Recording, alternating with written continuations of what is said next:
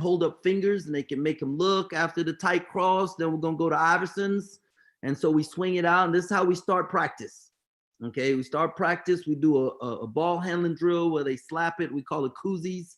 I learned it from Coach Randy Wassinger when he was the head coach at North Shore High School.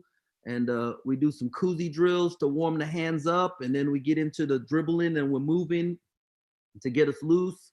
And so that's between the legs. We call it forward, forward. Now it's forward, backwards. And you're trying to build up into a run. Okay, that's what you want. You want to build up into a run when you're doing it. Now we're going to go backwards, forwards. And we're pulling the ball.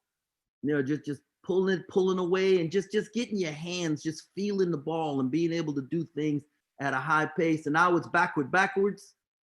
And you'll see guys lose it. They'll kick it out of bounds. And it doesn't matter because it's practice. You know, you want to go fast. You want to see the ball flying. That means you're operating at an uncomfortable pace.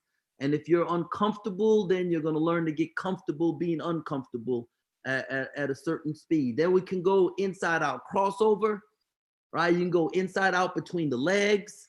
You can add it, and you can add whatever ball handling moves you want to add in. When I do this with the bigs, we'll do a crab hop step, and then we'll do a power dribble, reverse dribble, you know. And so it's just getting a lot of movement in, getting yourself warmed up. But we probably start with the jump rope, and then we'll go to this, and this is about 10 minutes of what we're doing. This drill right here, I really love because you're working moving up the court, 2 dribbles forward, pull back dribble, change directions, change speed, you know, head up, you know, there's 2 dribble forward, pull back dribble, want to create more space. Then Chuck guys got to go coming in both directions. So you want their head up and they're seeing what's going on, but it teaches guys to be real smooth and change pace coming up the court. So after we do the ball handling, different things, then we're going to the grade 8s. Okay, which is, you know, we're going to finish right on the right, left on the right, right in reverse, left in reverse. They're always sprinting, you know, trying to get up to half court, and, you know, and I'm throwing them the pass and they learn to do it full speed. You can do it at all the different angles. You can do it from the corners. You can do it from the seams. This is just off the 45. And we try to have a big man there, you know, to add a little bit of a shot pressure to it. And we use a lot of different things to, you know, just to simulate a body being there. But this is the first, you know, 10 minutes of practice, 10 minutes of guard workouts that we're getting in, and we're just getting a lot of quick things. And like I said, once again, everything's got, you know, we're going to do ball handling, we're going to do shooting, you know, we're going to get some conditioning in, and we're going to make sure that we're competing. But we're doing, what I did was I broke down all the different layups that we make in a game and that we attempt in a game. And this is what we're going to do 80% of the time. We're going to practice. Okay. And most of the times. And so anybody have any questions on those so far? All right, we'll keep going. So based on what stuff Coach Drew likes to run, okay, this is how I determine what shooting things that we do. And we got a bunch of different drills that we do, but all of it is based off of certain things that Coach likes to run, because it doesn't make any sense to do something in practice that doesn't translate to what we're going to do in the game. Okay. And I mean, if there's one thing you could take away from it, that's the biggest thing. If you know how you want to play or how your head coach wants to play, if you're new to a staff, I would watch the games and see where the shots come from for different players. And then when you build your workout that includes those shots. Okay. Because it doesn't do any good, regardless of how good a drill looks. If it doesn't simulate what you're going to do in the game, then you're not helping your team and you're not helping your players. So we got shots off of screens, guys. We run a lot of staggers and a lot of rescreen action for guys, and just they're coming off, getting their hand ready and shooting the ball. And it's just, you know, just trying to get up as many shots as possible. And these are things, and Coach Brooks asked the question about what would you do in practice and what would you let them do on their own. These are things where you really need to coach them, because their pace, it's got to be a game speed thing. On their own, they can do, you know, catch and shoot on the gun and things like that. But here you really want it to be more of And as you can tell, we had to dig deep to pull out some of these old films because our court doesn't look like that. This was when the Final Four was in Arlington. And these are some older guys, but I wanted you to see an example of what we do shooting wise. And, and then you build everything off of it: catch, jab step, shot fake, one dribble pull up, all the things that your head coach would let your guys do or not get pissed and sub them out the game for doing. This is what you want to work on. That way, when you coach your guys, you can ask them when they watch film, you can say, hey, was that a practice shot? And that's one of Coach Drew's biggest sayings is that a practice shot? Okay, and I know there was some talk about, I'm gonna pause this, I love the space bar. There was some talk about going off of one, finishing off of one and finishing off of two. And actually the Utah Jazz did a study on it, and they found that in the NBA, guys finish at a higher rate going off of one than going off of two. Okay. Well, we did our own study on it, and in transition, finishing off of one is better in college basketball, no doubt about it. But in the half court, because of the help side defense and the smaller lane, if your guys are going off of one in the half court in the lane, they are picking up a charge. You're getting a charge more. It causes more turnovers than anything else. And so we teach our guys to play off of two in the half court. Okay, now in transition, it's different. But in the half court, we teach our guys to play off of two because the help is so loaded up. Now it's different in the NBA because of the spacing. And I understand the reason why people would teach it that way. So everything we did with the guards, shooting, ball handling, finishing, okay, we do with our bigs, okay? And so here I am with our forwards, and we're doing, two ball with the heavy ball, and I want them low with a wide base, and they're pounding, and I can do a variety of things that I'll call out, and we're never doing them for like really long. It might be 3 seconds, 4 seconds, and I'm changing and I'm telling them what I want, and we're moving the ball, and their head is up. And because when I watched Akeem Olajuwon, he worked out JaVale McGee and Amari Stoudemire, and he's told them that when their back is to the basket, they're forward, but when they catch and they face up, they become a guard. Okay, and that means they've got to be able to inside out crossover, and they've got to be able to step back, and they've got to do all the things a guard can do. And I believe the first thing you should teach a post player, a young post player, to do is face up. Teach them to pivot and face up and play off the face up. And so I thought that was really cool when Akeem said that. And I've used that quite a bit with our forwards, and they love hearing that if they face up, they're a guard. And then they get to do guard stuff. And so you'll see that there's a variety of things, and y'all all have, you can rock it, you can right hand around the right leg, left hand around the left leg, you can figure eight it, you can right hand low, left hand high, you can, push and pull. There's all kind of things. And I love using the heavy ball with the big, because especially early in the year, because it really gives their forearms a workout. And then when we go to the micings and shootings and the different things that we do, they really have to focus because their arms are like shot. And so now you're really getting them locked in mentally on what they're doing when we get to shooting. But every one of the guys there is 6'7", 6'8" or taller, and you're going to see them. They're going to do some moving things with the ball. They're going to do a bunch of different things. And as much as I can have someone in front of them, hitting them, slapping their hands, just really being disruptive with them, it works great. Now they hate it, okay?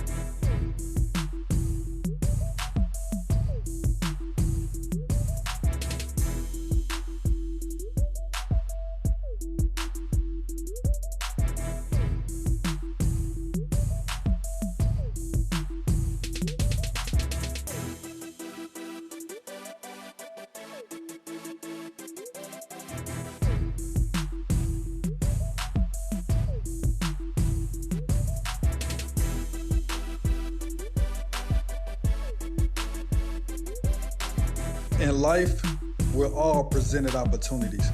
We have to be ready, be prepared to be legendary. How we doing? How we doing? Can Doing y'all hear well. me? How's everybody doing? Doing well, doing well. Well, Coach Tang, I know how you doing. Uh, how you know things might have changed since I came home? Nah, you got your famous saying when you walk in the house, so let's keep everything right. Anybody else have a famous saying or something special when they walk in the house from work? Anything that they do? Coach Tang, can you kind of tell the rules that you do before you walk in the house? um, I never walk in the house on my cell phone, so I finish the call, whatever I'm doing before I walk in the house. And I think it's like I don't know what the science is to it, but you have 5 pockets of energy every day. One in the morning, one right before lunch, one right after lunch, one mid-evening, then one at night. And you always want to save one of those pockets of energy for when you come home. So, and some days I don't have it, but when I walk in the door, I always say hello, hello, hello. And I say it really loud and really excited. And if it's not excited enough, my kids, they would like call me on it, like, hey, what's up with that? Hello, hello, hello. After a while. So just so that they know that I'm home, that I'm present, that I'm excited to be there, even on the days that I'm tired and I don't, I mean, just have to fake it. Because we tell our guys all the time, they got to bring energy. And so that's my thing. I don't walk in on the cell phone so that I'm present. And then I walk in with a bunch of energy. Thought that was great. I heard them talk about that one time, and since then, I don't, I don't walk on. Very seldom I walk on. I walk in the house on the phone, and most of the time, if it is, I'm on the phone with my pops, and so when it is, he always say, "All right, I'll talk to you later." So we kind of have a mutual understanding, I guess you could say. But welcome to Be Ready, Part 45. Amazing that we're at 45. Started on March 22nd, and so most of us have started practice, if not everyone have started practice by now. And if not, then hopefully we can help you prepare for your first practice. So tonight we want to talk about some practice ideas. And it's more than one way to win. And so if it's more than one way to win, it's definitely more than one way to practice. And so it's always great to share different ideas as far as, practice equals preparation. And so if you're not prepared, then you're definitely not going to win a game, but you have to be prepared in order to win a game. So we'll talk about some different practice ideas. If you have film, you're welcome to show any film, even if it's, a drill that you felt like that led to something that you guys did or women did in the games. But whatever, any ideas that you have, we'll kind of have an open forum about it. And then we'll also share this Google Excel sheet that I think, we have a lot of brainiacs on here. And so we could probably figure out a way to help this Google spreadsheet become better so it maybe can help us during the season. And I know a lot of people have already put different drills on there. And so maybe it can help us during the season where you copy it and make it your own for your particular school. So who wants to start us off first with any drills? Coach Estelle, I'll call you out. You're a head coach. What was the first drill that y'all did? I seen y'all post on Instagram. Y'all had y'all first day. What was the first drill that y'all did on your first day? What was the first drill that we did? Yeah. How do you set the tone, or do you kind of just the whole practice is mostly defense, half and half, mostly offense, or toughness drills? Like what's the first practice like? Well, I mean, yeah, I think we always, it depends upon, we go offense one day, then we'll go defense to start off. Hold on just a minute. I got a little, my wife got some people in it. Hold on just a minute. Lord, hold on, man. We're only on YouTube. It's okay.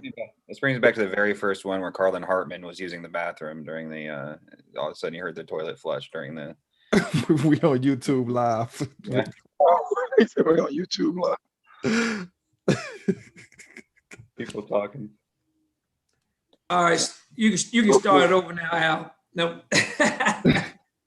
No, what we kind of go through a progression of like a warm-up segment. And every day we start off with the same thing: ball handling, passing and ball handling, skill development, and we go through that segment every day, and we change it every so often. But that kind of gets our mind and the intensity of our practice of hey, I can feel their body language and when I walk in the gym, but then once I see them go through these series of drills every day, I always can tell, if we're going to have it or not and where I need to step in. But, for instance, we're always starting with, shooting. I tend to start with individual shooting, stuff like that, taking an action that we run offensively. And I think it's an action that I think they need a little more work with. And we'll go through that at the very beginning and kind of get their mind going and get their body going and things like that. So I wish I had a practice plan to put on here to show everybody, but some of the drills, I got names for them. They don't really make a lot of sense probably to anybody but me, but the kids really pick up on it. Okay. Like I'll tell you, like from a defensive end, like I don't do shell, I don't do shell like traditionally I've done before. I don't do zigzag like the traditional zigzag. This year, I thought about this. I said, the traditional, if we start on the block or you started in the corner and you zigzag down, when do you ever do that in basketball? You never do that in basketball. So what I did this year, I do it off a rebound. So I do a lot of combination drills. So I'll throw it off the glass, the guy will get the ball, and then we go zigzag, basically volleyball line to volleyball line. And I want to get 2 or 3 turns, and I keep the ball out the middle. So everything we do from a zigzag perspective, it kind of correlates with how we play. So I don't do drills just to do drills, so to speak. I've gotten away from that because, the length of practices and then the attention span of guys. So I want to work on like blocking out, getting the rebound, and then picking up the ball and turning the ball. I get a lot done in one drill setting, and we'll do that like to start off with. That's one thing we do to start off with. Hey, Johnny, yes. once they get the ball out of the middle, yes. Do you like just sit on that side and not let them go back to the middle? Or are you still trying to turn them? But we'll turn them. Like we want to divide the court in half. You know what I'm saying? So I think for us, this just works for us. We work on getting the ball out of the middle and defending 5 against 3, no matter if it's full court or half court or 3/4 court. So for us, my mindset is, we work on transition defense, but I got to get the intensity up on guarding the ball, learning how what we call corral the ball. I think a lot of times we retreat so much and then the ball is coming at you 100 miles per hour and all you do is foul and then still get to the paint. So I work on our guys picking up the ball and turning it, giving our transition defense a chance to get in place. So my mindset is a little different than probably traditionally. I know Coach Sampson last week was talking about getting guys back, which we do that. But I also want to talk about, I don't like direct line drives. That's my biggest pet peeve. Easy outlet passes, direct line drives, I think they break down even the best defense. So we work on, like I'll just literally throw it off the glass. The guy get the rebound. He'll block out his guy, get the rebound. That guy would just turn and then he just basically zigzags the ball and gets it out the middle and works on it. The best one to do it 3 times. You know, average guys, they'll get blown by. They'll have to do it several times, but they'll get better at it. Guarding the ball in space, I guess is what I'm trying to say. That makes sense. So do you pick up all the time? I know, like, I've been in programs, like when I was in JUCO, we always picked up with the 2-man full court. Mm-hmm. And then because the 1 always got back, so we always picked up with the 2 or the 3. Mm-hmm. And at K-State, our first year, we always, you know, Gene Katie, they called it jam. And so we would always pick up with the 1 full court. Do you do that? Is it a certain amount, you know, certain guys that pick up full court, or kind well, of? In that drill, everybody's going to do it. So I'm 5-man, everybody does it. Even though it doesn't say, for instance, you say your 5 would never do it, but I want to see who's willing to try, which is I'm real big on, who's willing to do something that out of their comfort zone. And then they'll surprise you. Sometimes we limit players. We say, oh, that guy can't do that. Well, until he demonstrates he can or can't, then I'm going to put everybody in that same drill. Now, quite naturally, you know, what I said, that 5-man is going to always sprint back. But for me, that point guard, I think you can pick up the ball 75, which is 3/4, and turn it and save yourself as many easy baskets as if everybody's just running back. That's just my personal philosophy. You know, I think if you're running defensive lanes with guys running offensive lanes, and you can redirect the ball, is what I call it, and you got that trail man's guy in position as what we call shadow guy that's helping at the top, I think you can build your defense that way as much as always running back to the paint and standing there waiting on the offense coming at you at 100 miles per hour. Now, like I said, that's a philosophy of mine. It may not work for others, but I think for me, it goes with how I want to play defense. I want to play defense with some passion. I want energy. I want intensity. And that's what's been good for us. So, Johnny, when you pick the ball up and you say, like, you don't want a straight drive. So That's right. You pick him up. He's going to the sideline. We turn him.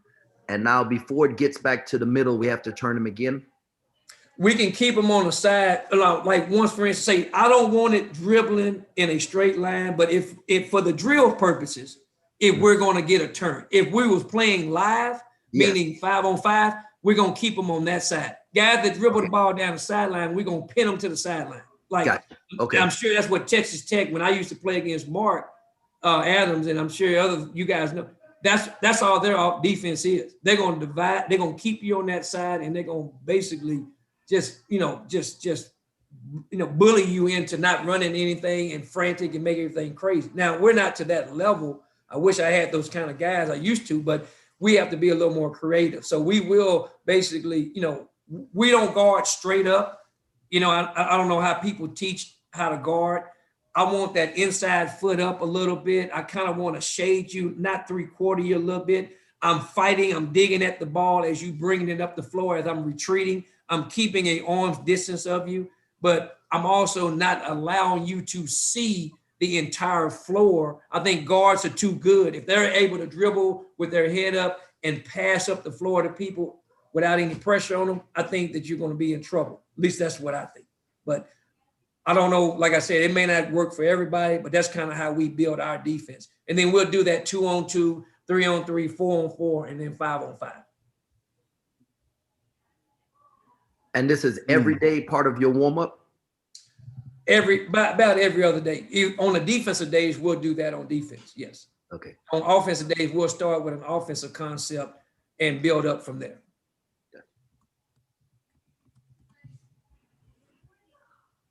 Anybody else have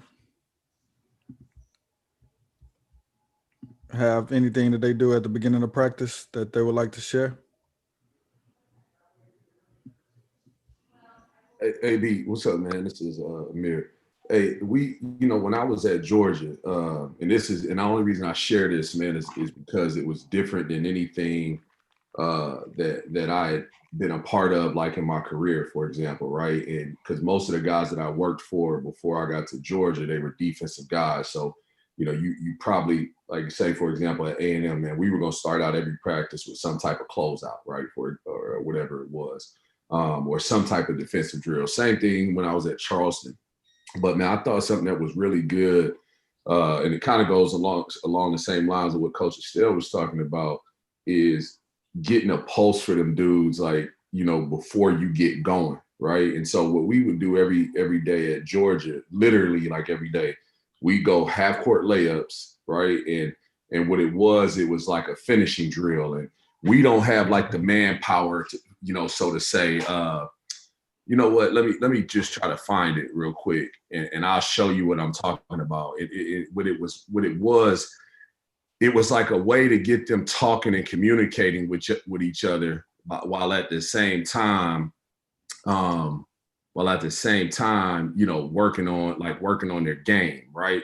And so we would literally do that every day, you know, with those guys, and then we do this other drill called 90 and 4. Right. And it was a shooting drill, and it was all communication. Okay. It was all communication. Give me a second. I'm just, my guy, I might have it in a practice. Let me see if it's labeled in a practice. I know we're on YouTube Live, so forgive me. All right. No, you're fine. We human. Yeah. We got to let them know we human every now and then. That's what I tell our players if I ever miss a shot. No doubt. No doubt. Okay. I got it. I got one right here. Okay. Let me see if I can pull this. Should be able to share your screen. All right. I'm just trying to get this thing back.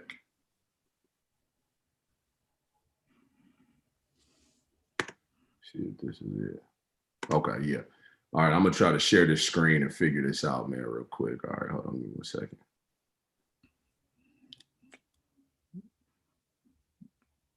And you became a head coach already for real. No, it's just I got so many windows. I was watching practice from yesterday, man. Don't do that. I'll just messing with you.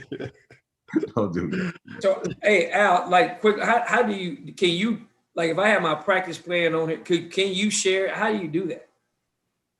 At the bottom, it should say something like share screen, and then you just tap it, and then. Oh, okay. All right. I don't need, okay. Thank you. Thank you. I can help. You know, let me stop sharing this so I can make this optimal real quick. I know the film sometimes. I think I got that.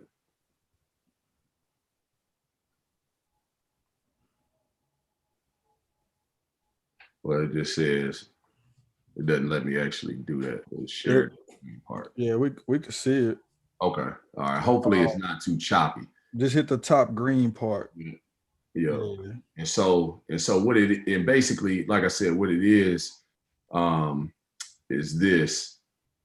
I'll make the screen big. And so basically what it is, it's literally a simple layup drill to get these dudes going, right? And so through it, and now before I get it going, we don't have the manpower like we had at Georgia. Like we had managers and 10 GAs, you know, so it'll be dudes out there. You'll see when we start dribbling in, right? It'll be dudes out there with hand pads. It'll be a dude at the basket contesting the shot, like throwing them off, you know, or trying to help them concentrate on the finish. So right here on this, all it is passing. We're getting them talking to each other, passing back and forth. All right. And what we're trying to do, we're trying to just make layups. Now you'll see this guy, and we don't do it right all the time, but we're getting better at it. It's when I lay it up, it's trying to stay in bounds, sprint to the corner. I'm calling his name, and now I'm whipping it to this guy next in line. And what we're trying to do, we're talking to him. If you could hear the sound, we don't record sound in our practices, but you'll hear either me or one of the assistants yelling, "Hey, throw strikes, right?" Because right now, you know, what a lot of guys do, and like when they're passing is, man, they just throw weak passes, you know, and we talk to them about throwing strikes to be able to help make guys better shooters, right? So no matter what we're doing, you know, we're doing a drill, which we try to stay away from doing a ton of drills, right? But we're always talking about throwing strikes, you know, and if they throw a bad one and it's a ball, you'll hear everybody in the gym, that's a ball, you know, and if a guy's like a really bad passer, you know, it's ball 4, he's walking, you know, trying to put peer pressure on them, right, to throw strikes. And so right now, every time I pass the ball, whoever I'm passing it to, I'm calling his name. Whoever's receiving it is calling his name. Now you see me jumping out here. Normally in a pre-COVID COVID era, we would have a manager running out there with pads. The manager would have or running out there with the cones and having hand pads on. So now everything we're doing with these dudes, now they're putting it on the ground. And some days I say, hey man, it's just a straight speed dribble. Today it was a start inside hand. You got crossover or you got between the legs. And what we're working on is them dudes pushing that ball out and taking those dribbles and going vertical instead of, a lot of guys long jump a lot, right? When they go to lay the ball up. So we do our bigs just like with our guards. And so now, just so you know, like these guys on the laying the ball up, but the guy getting the rebound, we're telling them they got to get it out the rim. They got to get it out the rim, and they're trying to push it to that corner as hard as they can. Now, I jumped later on in this, I jumped their butts on this day. I remember this day, but I jumped their butts because if you see my freshman point guard right here, 13, he just kind of gets it and he's jogging, right? Like Coach Estelle said, I know if they locked in, like if they really, on the details and if they ready to go, because the guys would do it. He's a great example because normally he's really locked in. This was like a third day in a row, man, we were just going, right? So we're really making them work on their skill set, work on their communication with each other more than anything. Now you'll see us, so we'll go dribble in, all right? And then in a second, you'll see me grab or coach grab those cones and like now we're dribbling down. And I think this is really good. And Joe Scott and Coach Crean, when we were at Georgia, they would always talk about guys, right? This is like a kick ahead on the break or whatever it is. And a lot of guys have no clue of where they are on the court, right? And they get right here in this corner. And a lot of them, instead of squaring up, they like to kick step and they end up stepping out of bounds, right? So they kick step, they step out of bounds. So we really talk to them about playing with their eyes up. So like right now, you see Coach Williams right here, right? Coach Williams right here, they have to have their eyes up. They got to have their eyes up on Coach Fletcher over here. And then they got to have their eyes up knowing where Coach Williams is, because Coach Williams is telling them where they're finishing at. If he's outside the paint, they're finishing same side, inside hand. You'll see him here in a second. He'll switch it up. He'll straddle the paint and they got to finish opposite. So really trying to work with them dudes playing with their eyes up, okay, finishing opposite.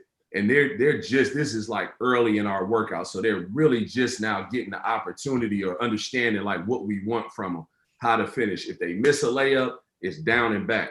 But no joke, like through 7 minutes of this, right? Through 7 minutes of this, and by the way, this kid is from Dallas, right? So all you Dallas dudes on here, big kid be blowing layups all the time. But anyway, but through this drill, 7 minutes of it, man, it gets them going talking. It gets them going, just with their skill set. But like you'll find out who locked in. They'll be turning it over. They'll be missing layups if they're not locked in. And it's just a good way to get it going off. Like, and again, they want to feel like they're there to work on their game, right? So it's a great way for them to focus on them, but still build some team concepts into what we do, So I really like that to start practice with that, just to get a feel for, where those dudes are and how they, and also like where they are mentally and where they are as far as the team goes. And you're trying to make 90 in 4 minutes? So no. So I can show you that too if that's all right, AB. It's up to you. Just so y'all know, I ain't nervous, man. I just got out the shower. You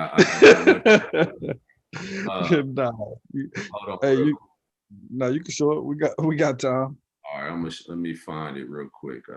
So do you put a number on that, or is it just way it sounds and feels? No, we don't put a number. We don't put a number on that one, Coach. It's more so like I should take that back. Our number is we don't want to miss more than 3 layups in that 7 minutes, right? And especially like uncontested. You see what I'm saying? Because if you're missing more than 3 layups in 7 minutes and we don't have managers out there with pads, like, man, it makes 0 sense to be missing layups there. So this is our 90 and 4 shooting right here. Hold hold on, let me close this out real quick. So this is our 90 and 4 shooting. So this is what we put it on. So you got 2 lines and basically you're going threes. Now you can do threes from both spots, but we like threes, and then I'm like real big on them dudes using the backboard, right? So if we let it play, they're stepping in, and you're trying, like, now this group is actually pretty good, right? Because they'll like eventually they'll get it going, and they're about at like 102, you know, every time now. Now with the clock, it starts at 4 minutes. You don't start it until they make 2. Okay, you don't start it until they make 2, and then from there you let it go.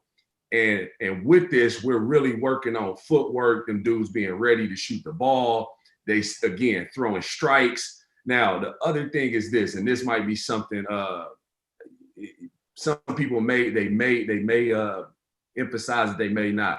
But Joe Scott was an assistant for us when I was at Georgia, right?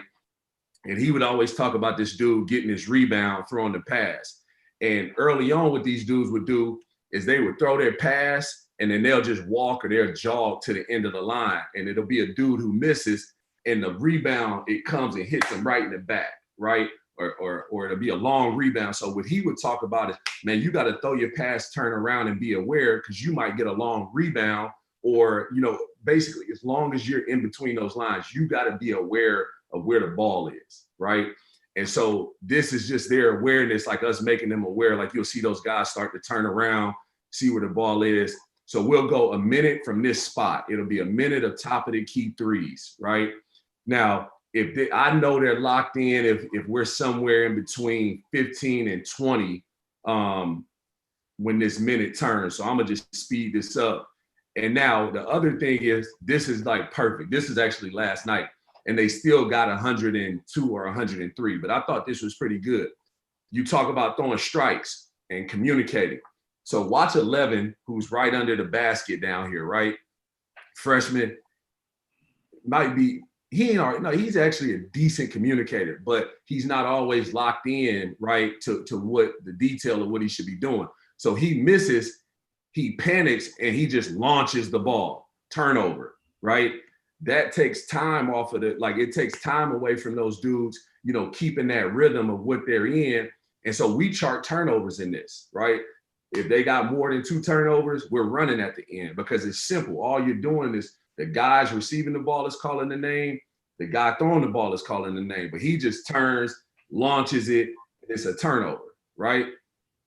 So now, as this thing as it gets to 10, you'll hear them dudes say butter. That's our way of saying the shot clock is at 10 or below. Not to rush a shot, just knowing we got to have a sense of urgency, right, in getting a good shot. And they'll start talking like, hey, 10 on the, or they'll say butter. And then you'll hear somebody say, hey, get the ball to the top.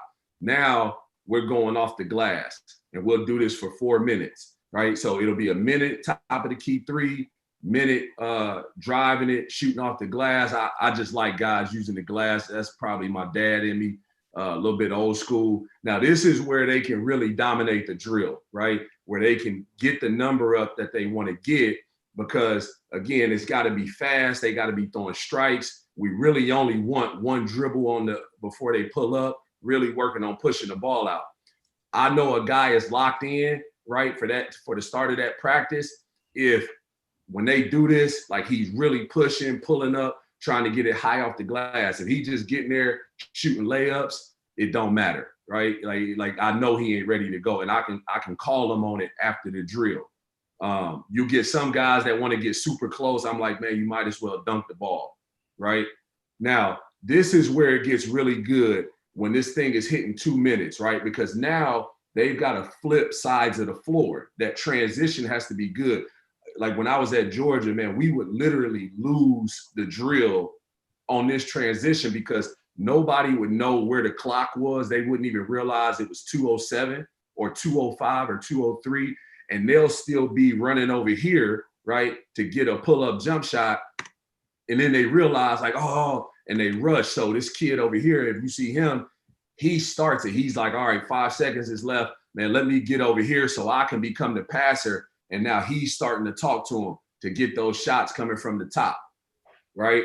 Now, if you see this right here, like this kid, one of our freshmen, Mason Cordovon. He's going to be really good for us, but he's still in this phase of like in high school where like he thinks he's going to just be able to catch it wherever he is and shoot it, right? Instead of really being prepared, getting his footwork for the shot. And he's a pretty good shooter, but like right now, he's not preparing himself the right way.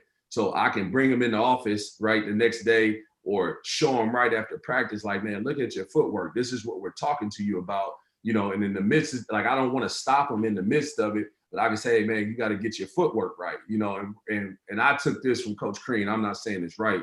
Any righty, he always says for a three is left, right. Any lefty is always right, left. So just trying to get them to shoot the ball consistently, right, and help their mechanics.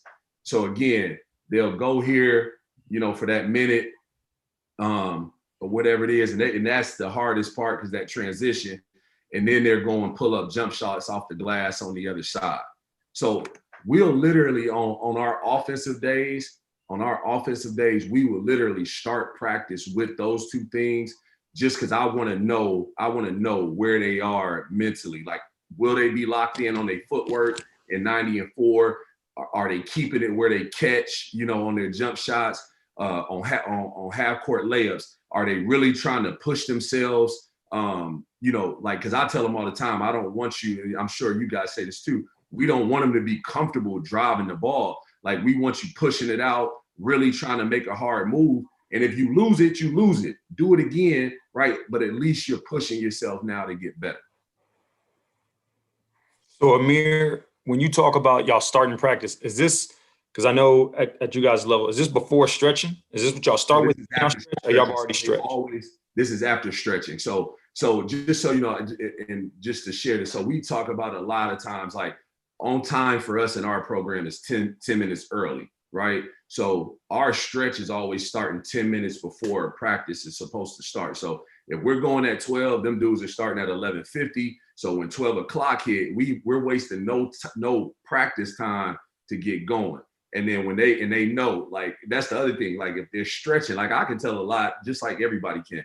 Like if they like how are they stretching? Are they getting prepared? You know, I share this story of Tyler Davis all the time. Man, Tyler Davis at the end of stretching, man, that fool, like we would have his freshman year, we had 3 jerseys, right? 4 in practice jerseys, because by the end of stretching, he sweat so much, the first jersey, like he can't do nothing with it, right? Like he like, coach, man, can I go? So we would literally have jerseys, like his extra jerseys down there so he could change it out, right? But he would be in a, like kind of like I am right now, in a profuse sweat, right? Because he was really locked in that much to his stretching, right? So I share that story with our guys and talk about being ready. But when that clock hits, when that thing hits 12 o'clock, man, we rolling. Man, that's great stuff. Yeah. But I stole it, just so y'all know. That ain't me. I stole it. It don't matter, but we all do. No, we all do. That's what I'm saying. Like, I steal everything, right? So I like peer pressure drills to start practice because it, you know, like they're all accountable for each other, you know, and then having a punishment at the end of it. And if you switch it from time to time, For sure. you know, those are good. I like those. Yeah.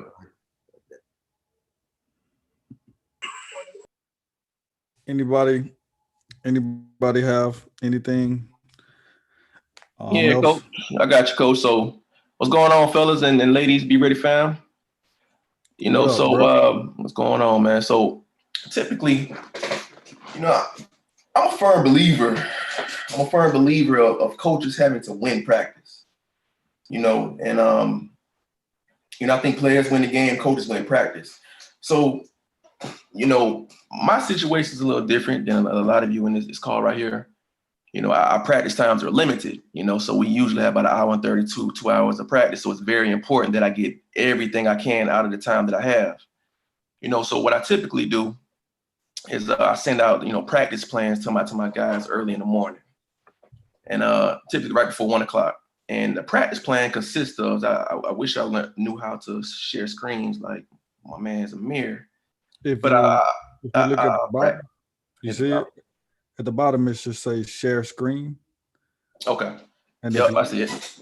So on our practice plan, it typically has, you know, an offensive emphasis, a defensive emphasis, and a quote of the day. And what I do, and I do that, you know, every practice, you know, I usually come into practice about, you know, 5 to 10 minutes after the guys are supposed to be there. And I do that for a reason. Practice, let's say practice started at 7:30. I need my guys there at least 10 to 15 minutes earlier than that. So when I get in there, I expect my guys to be going over practice, the practice plan, doing pre-practice of a few drills that we like to implement into our system. And so when I come in, I'm observing my assistant coaches and making sure they're doing their jobs. And when I see when I see that for the first 10 minutes, I bring them in, we have a huddle, then we go over the offensive emphasis, defensive emphasis, and the quote of the day. So I share one of the examples of like an offensive emphasis that I have, you know, with, you know, one of my practice plan. And I ask a random player, you know, what's the offensive emphasis, you know, and they, you know, and they have to say it verbatim, offensive emphasis, defensive emphasis, verbatim. And if they miss that verbatim, then what we do is run drill like 7 and 40, 9 and 55. It's like suicides. So that means you got to hit the line 9 times, you know, in 40 seconds, or 7 times it's 7 times in 40 seconds, 9 times in 55 seconds. And I got that from my former coach, you know, Coach Stitt, Philip Stitt from Winston-Salem State. That's my guy, man. So a part of me, you know, how I coach, I take a little bit of every coach that I played for. Philip Stitt, you know, Jerry Eves. You know, Jerry Eves is now on The Amazing Race. If y'all want to check him out tonight, actually. You know, he's him and his son. It's pretty dope experience.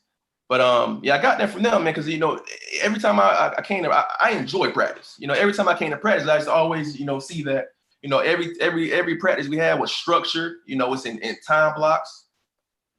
And you know, they did an amazing job of making sure everything was organized.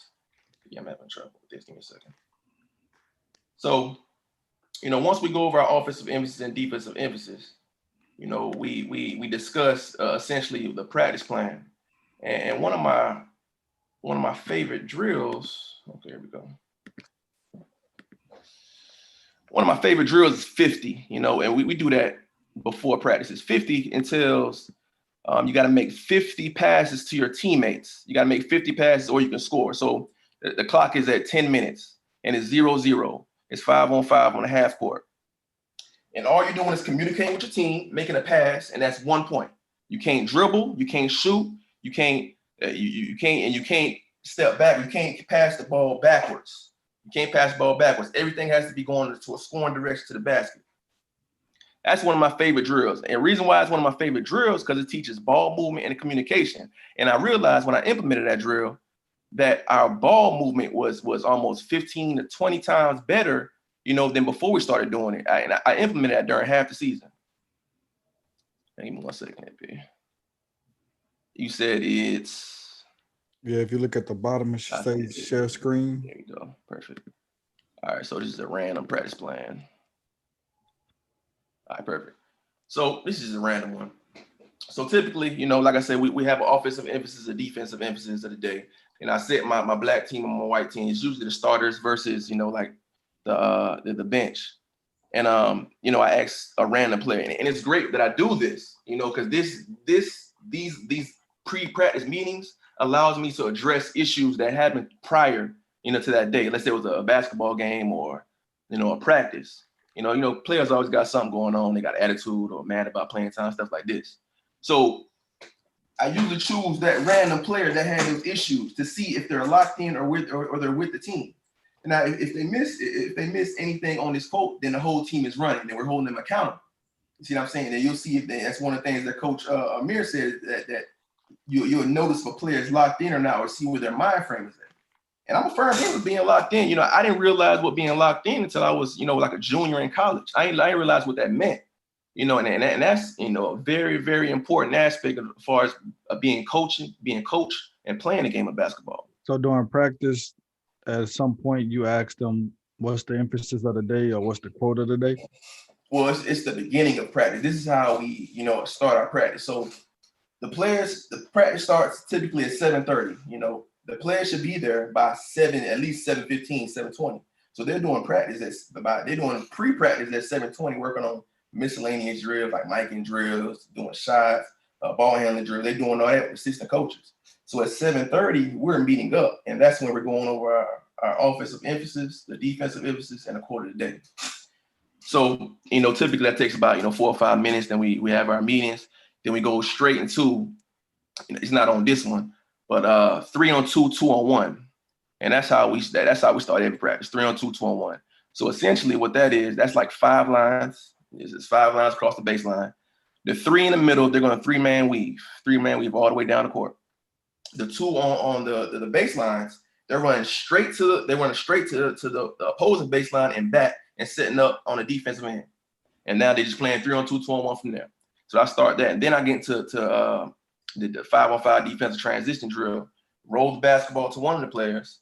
That one player runs back to the baseline and brings it back, and then we got 5-on-4 defensive transition. So we're recognizing who's communicating, who's pushing the tempo, who's moving the basketball, things of that nature. But as far as like practice plan, I think that is extremely important. With especially in my situation, because I don't got the opportunity to have 4 or 5 hours in the gym. It's very, very limited that we set up these time blocks, with our players. And essentially you can see like, we have like like I think Coach Ostell said, y'all have a defensive day and an offensive day. That's exactly how I do my practices. Monday is offensive day, then the next day is defensive day. And then essentially we just go from drills from there. I try to mix it up a lot, and then we end the practice. We end the practice with like a lot of 5-on-5 stuff to get these boys competing. Hey, Coach, you said your 50 pass drill that you always had to throw it forward. So is it a full court drill? Is it a half court drill? So that was actually a drill that I got from my former coach, Coach Philip Stitt. And it's a drill. It's a half court drill. So everything is forward motion. So I'm usually standing, like you say it's half court. So I'm usually standing like at right near the logo. So the players can't go past me when they're making those passes. So everything is in a half court setting.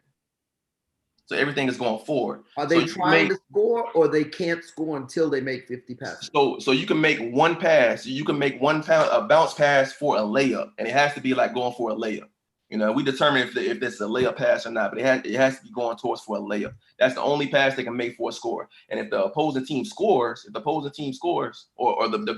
team with the ball scores, they get the ball back.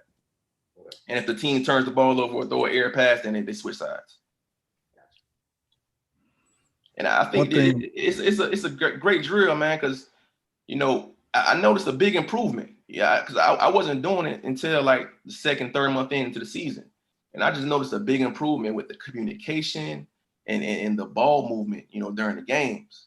Because those guys wasn't trying to make those, one pass shots anymore. They was moving that ball around 3, 4, 5 times to get that best shot. They was turning down those good shots to get a great shot. And I thought, and I think, that's something I'll probably implement from here on out. We got to do that every practice.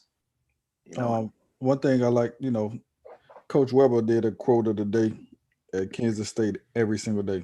I think he got it from Gene Katie. One thing he would do, like in the middle of practice, he would ask somebody, he'll call somebody's name and say, "What's the quote of the day?" And they cannot look at the board. And if they get it wrong, the whole team got to run. Absolutely. Yeah, and that's exactly how I do. But I like to do it early. It really sets the tone to see who's locked in. And then if somebody does mess up, then get these boys going early as far as stretching, get them more loose. My style of offense, my style of coaching. I'm big on defense, man. I'm 90% pressure. I'm in your face. Just like Coach Estelle say, like we jamming, we jamming. I jam my point guards. And, one of the best defenses I've seen, coaching and playing was Bruce Pearl. I seen Bruce Pearl when he coached at Tennessee. We actually played against him. And when I was playing for North Carolina A&T. And when I tell you this, AB, when I tell you this, man, it felt like there were 6 people on the court. These cats were so long. And ever since I seen that defense, man, I've been trying to implement it, with how I'm recruiting, how I'm bringing the guys in, because I want a defense exactly like that. That the way he structured that defense, man, he had these 6, 7 cats out here guarding us up top. Man, it felt like it was 6 down, but they shrink the floor. You know what I'm saying? And when I coach and when I implement my defensive structure, I'm implementing into a structure like Bruce Pearl's or the one I seen. Yeah. Appreciate it, man. Great stuff. Yeah, no doubt, no doubt. I'm trying to pull up another practice plan. I got all my practice plans here for you, but that's for a later date. I like it. Organized. Yeah, no doubt, no doubt. Anybody else have any drills or anything in particular different that stands out, something that they've done or something that they've been a part of?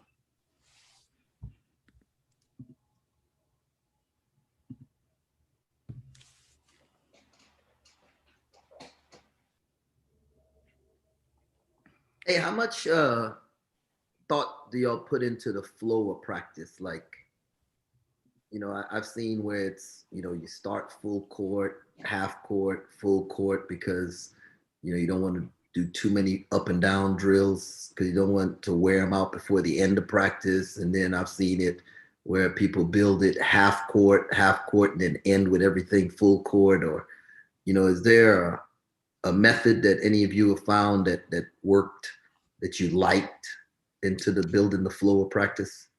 I don't know if this is unique. I'm sure plenty of people do this. I just always try to make sure, like if we're in our defensive segments, I want to end with something that's transition, high energy, up and down, so we can flow right into free throws. And we try to do that multiple times, like shooting free throws off something just stationary or half court. I hate doing that.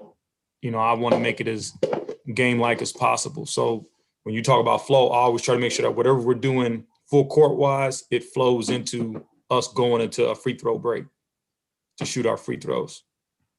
That's because you feel like they'll be winded, and so now they're shooting free throws while they're winded. Yeah, I want to try to get them as close to game as we can. And usually if you're stepping to the line, you've probably been winded. Just as much as we can simulate it. And then every free throw thing is always a competition. It's never just, you just shoot and there's no penalty for missing. Yeah. No, that's I good. think I structure mine pretty similar as well.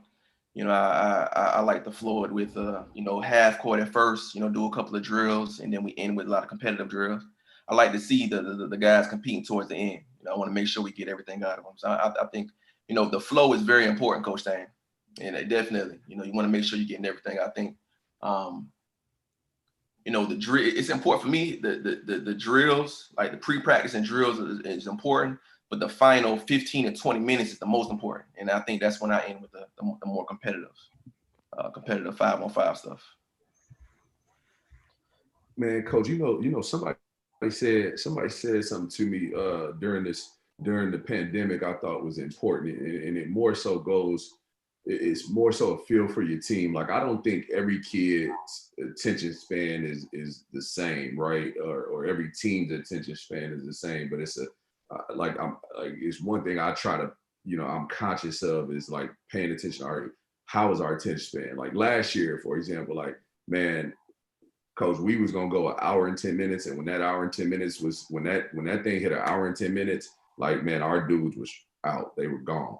Like, it was over. Like, we couldn't get nothing in, and like from a standpoint of like really getting better. And man, if I could do it all over again, I would have done a better job of paying attention to that and putting not everything, but the things we really wanted to hit home, like putting it in that first 45 to 55 minutes of practice, right? So we can get better. And that's something I'm doing this year with this group. Now, this group this year, they love being in the gym. What I fight, to be honest with you, is like keeping things competitive, right?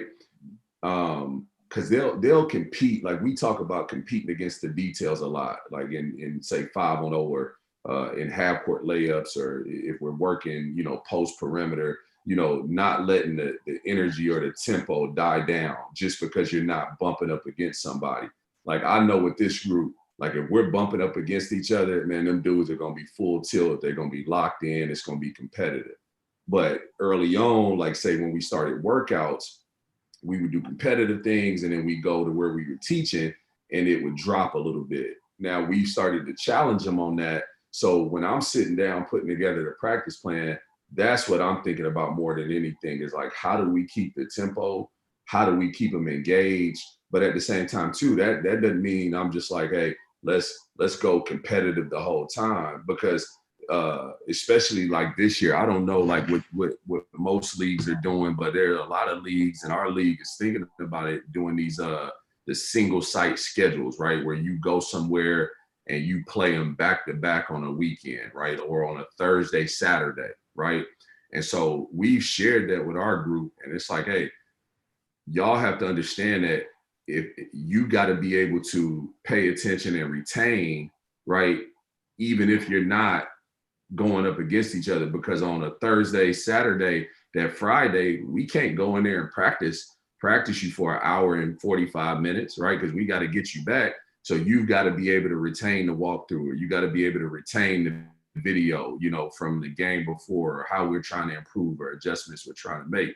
So what I'm trying to do this year is, you know, that first 45 minutes to an hour, like if that day I really want to harp on transition defense, man, I'm doing transition defense in that first 45 minutes. And it might be a 20-minute segment. It might be, you know, 3-on-2, 2-on-1 to a build up or some type to 5-on-5. But like that's how I'm thinking about it, because again, I don't know where I'm still learning their attention span, but I know for the most part, man, these dudes, you know, if it's not competitive, you know,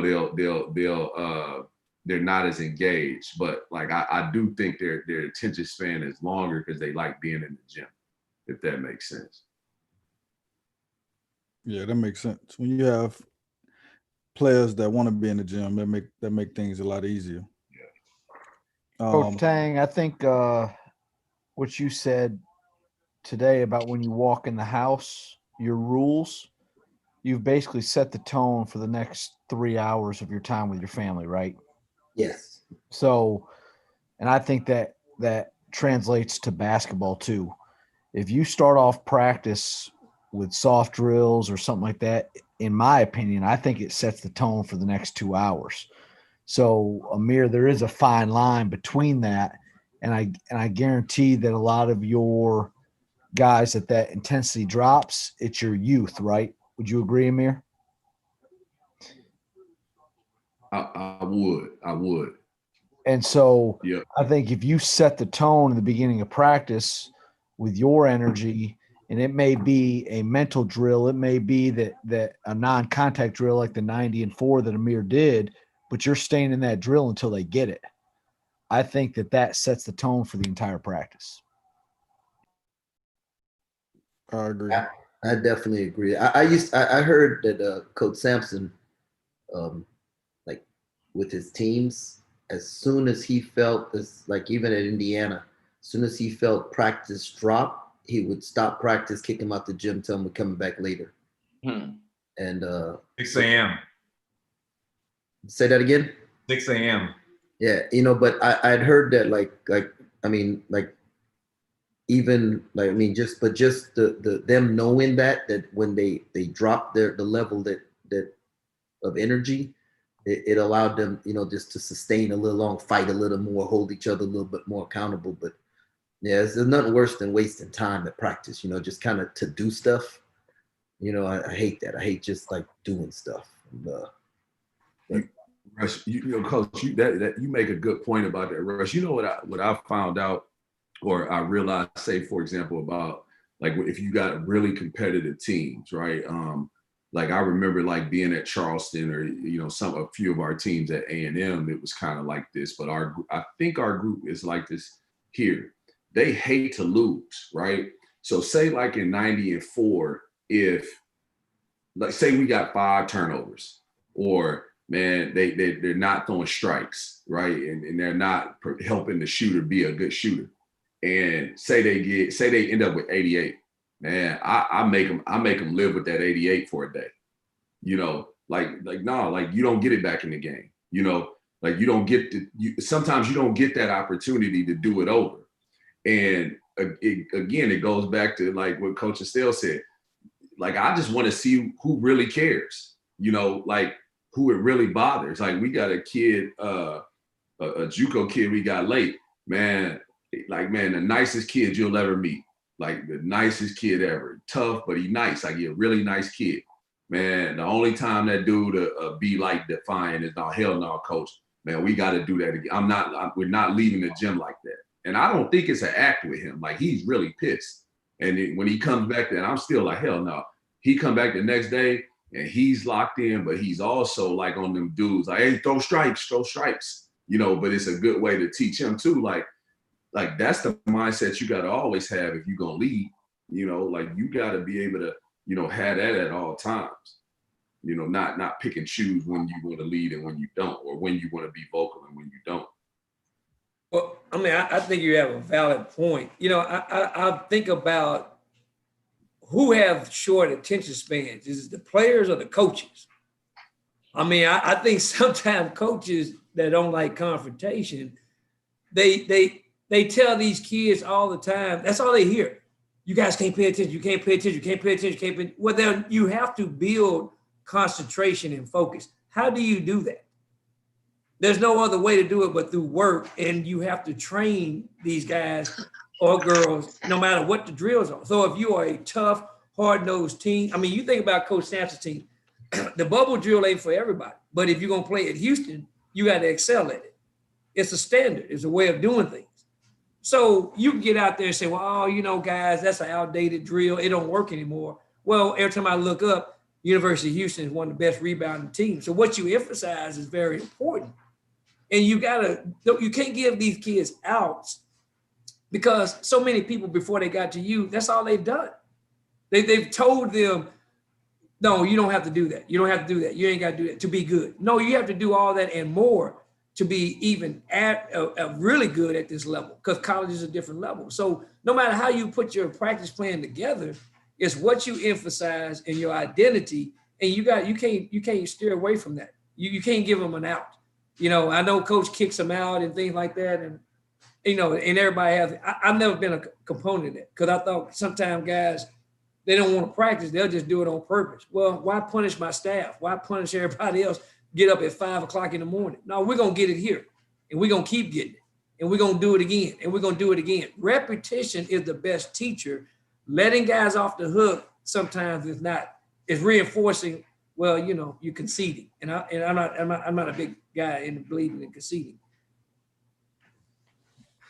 I think a big thing, everything that you do have to be measurable. Like, if it's not measurable, then it's hard to get better, because how do you know what you're getting better at? And so I know for when I was my first year of coaching, we did something called bricks and saves. Anybody ever heard of bricks and saves? I don't know. Yeah, absolutely. Bricks and saves is no joke. Yeah, and so we got, when I was with Cox, we did Jeremy Cox, that's now the associate head coach of Stephen F. Austin. When I was with him, we did bricks and saves. And all bricks and saves does, if you're not a screamer or a holler or cuss somebody out, bricks and saves is the way to go if you want to win. And all it does is, bricks is everything that you don't want your team to do. So like a turnover is a brick. If they give up an offensive rebound, that's a brick. If they not sprint back on defense and enough time, like we have to sprint back in 3.2 seconds, that's a brick. Whatever it is that's a negative is a brick. But at the same time, you reward them. So if you do get an offensive rebound, that's a save. If you do whatever it may be, make a great screen or a great pass or whatever it may be, it's a save. And at the end of practice, you add it all up. And if you have more saves than bricks, then you don't have to run. But say, for instance, if I have 5 bricks and if I have 3 saves at the end of practice, then I owe 2 or whatever the coach decide I need to run. And I think that's a great way to build habits, because we had guys, like, they would do something well and they'll say, that's a save, that's a save. And they're excited about building a habit that's going to help us win a game. And so if you want to like build habits, that's little things. Even as an assistant coach, that's a little suggestion that you could take to your head coach that can help change your program. Because I mean, all you could do, I mean, it's up to the head coach to implement it or not. But those kind of ideas, if your coach is not a person that's going to be on them constantly, then that's something to hold people accountable without, the players being upset about it, because they know what the standard is, like Coach Estelle is saying. Yeah, I mean, Junior, that's a great point. Because we would just put, like, for instance, if they didn't make a drill or something like that, or they had turnovers, we would put 5. I'll look at the guy at the clock and say, put 5 up there on the guest side. And sometimes it gets pretty lengthy. It gets up to 100. But if they did something good in practice, I may say take 20 off. I get them on the free throw line. I say, hey, there's a free throw for 10. And it creates, it's not you against them. I do agree. We've done something similar to that, and it creates more of an accountability standpoint. And that's another thing about building your practice is you got to, reinforce your leaders of practice and your core leaders of your team. And you can't be the only guy out there every day ranting and raving. So building that leadership and ownership, kind of what you're talking about within your team, is huge, and that's a huge part of how you conduct practice as well. So that's a great point. Question about that bricks and saves, AB. I think that's a great drill. That's something that you do like from the start of practice to the end of practice, or are you doing it just like during like a scrimmage? That's the whole practice. So whatever it from after stretching until the end of practice, it's everything. And so, and it's up to you how tough, like, some days we were tougher than probably normal, just because if we felt some habits were slipping and we needed to bring them back to a championship level, then we'll be stricter than we would normally be. But I mean, it's unbelievable. All you need is, and I was in JUCO, we had one manager, so you can't make the excuse like we need a whole bunch of people. No. Like, as long as you have somebody, whoever's at the clock, you give them a sheet, do an Excel sheet. I used to print out the Excel sheet with every guy name, put bricks in one column, save in one column, and then as the practice goes, scream out brick Jerome Tang or save Jerome Tang or whatever it may be. I gave you a save too, Coach Tang. I appreciate it. So now the person that's at the clock, somebody always at the clock, whoever at the clock, they just marking down 1 every time you say something. They marking down 1. So if you say brick for whoever gave up the offensive rebound, you got to say save to whoever got their offensive rebound. And so now they just tallying just one time, and then at the end of practice, they add it up, and you see, how many they have, and then, it's individual. Like sometimes we had guys that had so many to where, some of the teammates would be like, all right, I'll run to take some off of them. And so now you building team chemistry by even people volunteering just to run if they got a lot. So AB, y'all did y'all's individual. Yep, we did individual. Okay, yeah, ours is team, but okay, I get you. That's a good point. I'm playing devil's advocate right now, AB, because we did this, and I believe in it just like you are.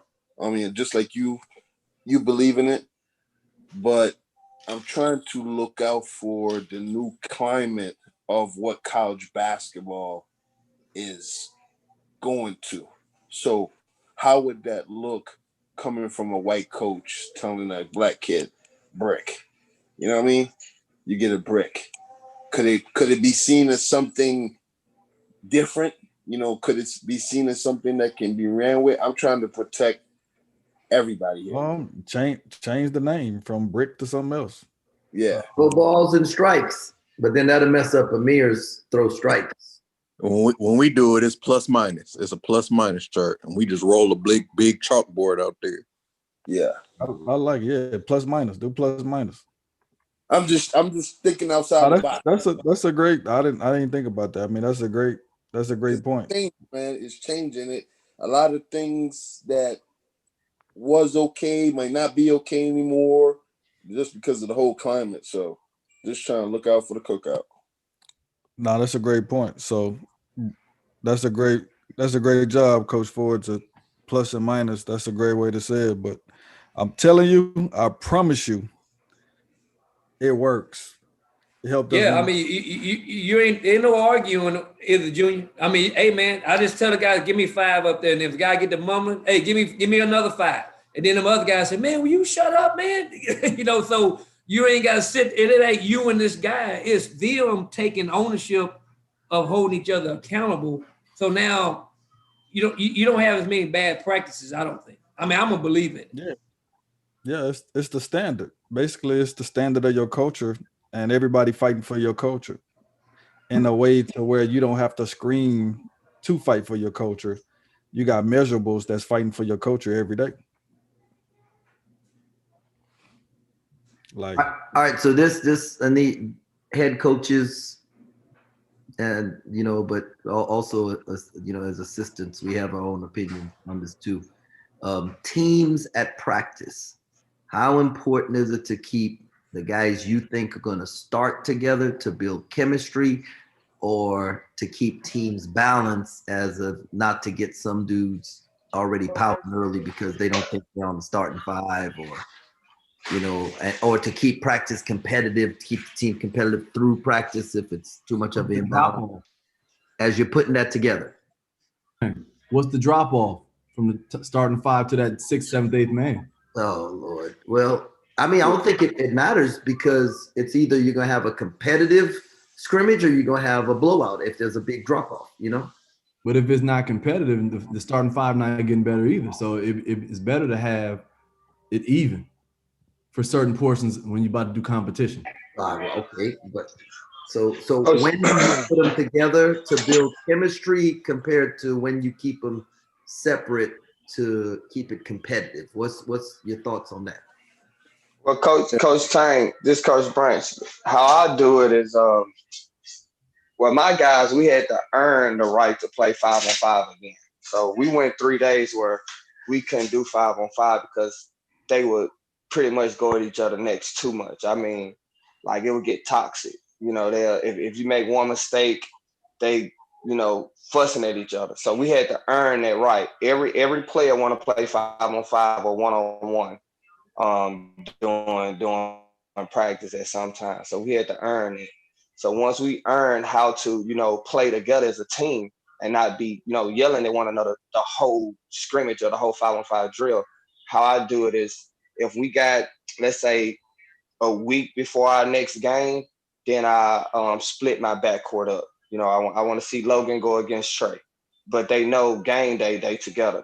So if it's 2 days before official game, any scrimmage that I do, any drill that I do, Logan and Trey is going to be together, guaranteed, every time. And sometimes, Logan and Trey are like, oh man, I wanted to go against him today, coach. Hey, we got a game in 2 days. We got a game in 3 days. So if I'm playing next Wednesday and today is Wednesday, at practice, they won't be on the same team.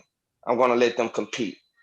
But let's say if we practice Wednesday and today is Saturday, they're going to be on the same.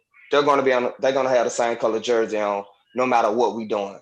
But like I said, at the beginning, it got so toxic. Everybody was wearing white. Like every time we came in practice for 3 practices in a row, everybody had the same color jersey on. We didn't do no competing because it got too toxic. And I was like, hey, if y'all don't know how to encourage one another, we gonna do 5-on-0 every freaking thing. Like everything is just gonna be ghost defense. But now that we done got that together, yeah, my backcourt, my starting group is gonna be together the closer to game day, if that makes sense. Okay, so 40 days before your first game. So this is the very first practice, first week of practice. That's what all of us are in. Maybe some are starting our second week of practice. When do you put them together? And you got, now B, your situation is a little bit different. I don't mean to, but right. Like we head coaches sometimes worried about if you put them together too soon, you got guys already thinking about transferring, just all that kind of stuff. What's y'all's thoughts on that? I think, 40 days before first game, I think you're still evaluating, first and second units. And I do believe that, chemistry is important. you know, with keeping that best group. So, you know, me personally, I try to keep the best five, you know, best five with the black team and you know, the second best five with the white team. And that's subject to change. That's subject to change anytime during practice. If I see, you know, the two guard on the first team not, you know, showing his behind, or he's not going hard, or he's, you know, going through the motions, you know, those two positions can switch at any time. That's not saying that it won't be a starter, but that first unit is typically the starters. And I like to keep it like that, you know, throughout the season. I like to build chemistry. And not only that, you know, I think, you know, the second unit allows them to compete as well against those guys, and they get better as well. So I think, you know, chemistry to me on my end is important. But it might be different from a lot of coaches, because a lot of coaches might go deep into their bench and play 10, 11 guys. So they might like to switch it up. But, you know, me, I keep a short rotation, you know, 7 to 8 guys, and then we rocking and rolling. That's a good question, though. I think, you know, that's important, you know, to understand when you're going into, you know, the season. No, it's Amir, what you think? Yeah, no, it's a great question. You know, what I try to do, to be honest with you, Coach, you know, I'll put them together, you know, probably, you know, end of the first week, beginning of the second week, right? Without those dudes knowing. Like, they don't even know, because we switch the teams up each day already. But I do want to get a feel for who I think, all right, this is who, in my mind, who I think are the five if we started tomorrow. You know, I just want to see what they look like to get a feel for them, right? And then we'll kind of keep switching it up. But man, 3 weeks out for me, 2.5, 3 weeks out, like I want to go ahead and say, all right, look, go. And I won't say, hey, this is the starting five, but I think those guys know, you know, I think they know, you know, if that's the team, you know, 4 or 5, 6 days in a row, they have a feel. And but I'll communicate it to them from a standpoint of, you know, right now, these are the guys who are doing the things that are most consistent with what we've asked, right?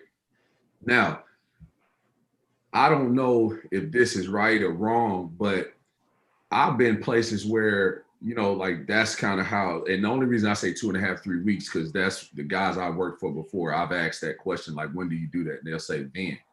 And sometimes, man, we like at that 2.5, 3 week mark, who I thought was our most talented guy or our best player, he might not be in that group, right? And I'm trying to figure out, like, well, why is that? Well, what they would always say was, you know, these guys from a continuity, a chemistry standpoint are providing us with exactly what we need. This dude, he's not playing, you know, the team ball that we need. Now, I don't know if they did that to get their attention, because when we tipped it up that first game, he was in the 5. Right. So I try not to play like those mind games, if that makes sense. But I want to get those, you know, 6 or 7 guys who I think are our top 6 or 7, about 2.5, 3 weeks out, because I want them to start, you know, getting used to, 1, playing together, but 2, you know, if we're subbing them in and out of practice, how do they respond to that? You know, like the good ones, man, they don't want to come out, you know, like, no, I'm good, you know, or whatever it is. But I think 2.5, 3 weeks out, just to get that chemistry, you know, to so they can start, you know, building it. But I'd say the other thing, and tell me if I'm saying shoot holes in this. I think it's important for those dudes to get together 2.5, 3 weeks before that first game, so they can really start holding each other accountable as well, you know, like for that group, like for that nucleus. Like, how do they do that on the court if there's a mistake or if there's adversity, you know? So that's what I think, Coach. Definitely. Hey, Coach Stein, can I ask a question? When do you guys know the starting 5, like on y'all level? Is it built immediately? Is it like as soon as you recruit, or is it, you know, during the summer? When do you know, and what is the process of picking the starting 5s? Hey, they knew in July. They know in July. No, not true. As soon as you sign them, he started. That's not true at all. It's different every year. This year is really different for us because we have 4 starters returning, and so and all 4 of them were all conference. So, you know, you naturally think, well, okay, well, we got 1 spot available, but that's not necessarily true because we've got 3 or 4 other dudes that I think, I mean, any of them could start. And for coach, like, I think every coach is different. Like I wouldn't have a problem as a head coach switching a starting lineup from game to game. I don't think that wouldn't bother me. Coach Drew likes to get a starting lineup and build a rotation. He's more comfortable like that. And that doesn't make it right or wrong. It's just what you're comfortable with as a coach. But there have been years when we've, you know, gone into, I mean, we're talking, what's the first game is November 10th, usually. We're talking, you know, end of October going into play your second scrimmage, and you're like, which group gets us off to the best start? Because for us, and like we tell our guys, it doesn't matter. Starting matters to some people, but really you want to be in when the game ends. You know, you want to be in at the end, and that's what we try to tell all of our guys. You want to make sure that you want them dudes we can count those last 5 minutes of the game, and that's the message that we try to send. I know it's important to some guys to start. You know, we say freshmen want to play, sophomores want to start, juniors want awards, seniors want to win. You know, and so we try to, you know, get them to be seniors, you know, as early as possible. You know, you get you a bunch of dudes who care about winning, and it makes it all easy. But it's different every year. You know, I mean, what about in terms of, and so we have so many different levels on this phone call, on this Zoom call, but what about just minutes? Like I've been around a program that they knew during that summer, you know, summer camp time, June, July, what the expected minutes were for each guy on their roster. Like they were already discussing that. This is a high major program. They were already discussing how many minutes each guy was expected to play. So maybe the starters aren't necessarily determined, but minutes, you know, and with so many different levels, because the Division I guys do get to work with their guys over the summer, that's a lot easier to start figuring out as opposed to, you know, junior college, possibly NAIA D2, who don't get that same allotment of time over the summer to feel their guys out, to get their new guys in and start looking at stuff. Do you guys have those discussions often before, you know what I'm saying, before November, October, about expected minutes for a guy? So whether he's starting or not, minutes. I think there's always, I mean, everybody please put it, but I think there's always someone on the staff who's like, hey, who should start, or how many minutes does so-and-so play? And then you're gonna have some other guys on the staff and say, man, we never had a practice yet. We don't even know.